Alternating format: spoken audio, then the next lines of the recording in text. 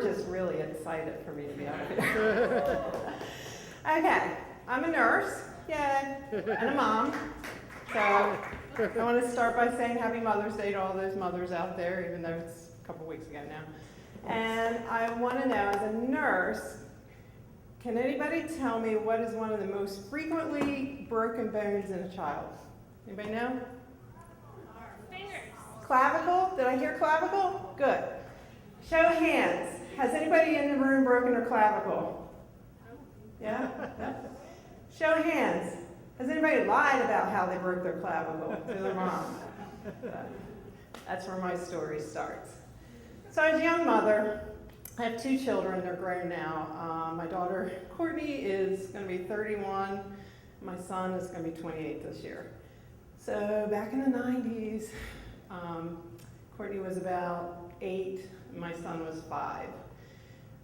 So it was summertime. They come in. Daniel comes running in, crying. Courtney's right behind him. She's the older one. And I'm like, what happened? What happened? And Daniel doesn't say anything. He's holding his shoulder and his arm, crying. And Courtney says, Daniel fell down. He hurt himself. We were playing leapfrog. I said, oh, okay. So we rush him off, and it turns out he has a broken clavicle. All right, my first clue should have been, 1, Courtney was so quick to tell me how he broke his clavicle.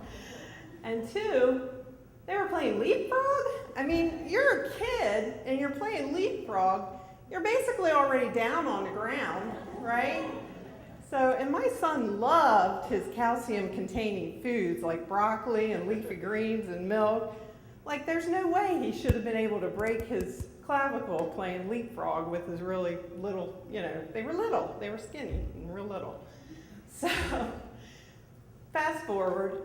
Now my daughter's like 14 or 15, and me and my friend took my daughter and her son to New York City to see a Broadway show.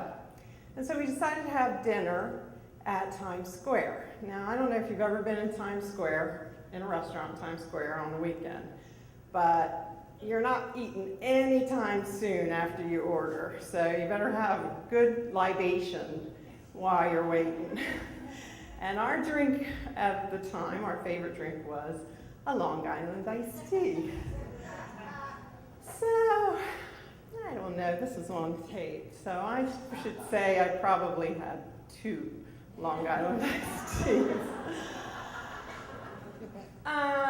Needless to say, her 16-year-old ended us driving back home.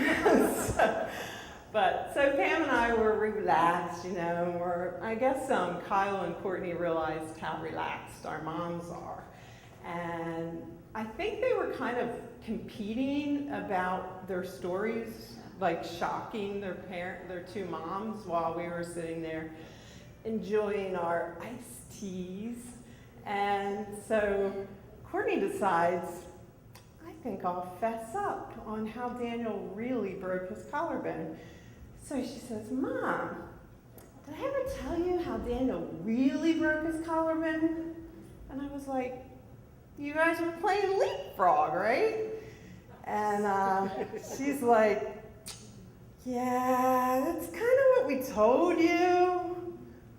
But I was really being a helicopter, and she was swinging my 5-year-old son around and around and around, and then she let go. That makes more sense. From here, no. So, she put on her Facebook recently. I have 2 grandchildren. My son has a little girl, 2.5, and my daughter has a 3.5-year-old grandson. And she recently put on her Facebook, grandchildren are the reward for surviving teenagers. So I guess my consolation is that she has a son, and I'm not wishing a broken bone on a grandchild. But I just want to see the day when they run in, him and whatever child may follow. Mom, we were playing leapfrog! That's it.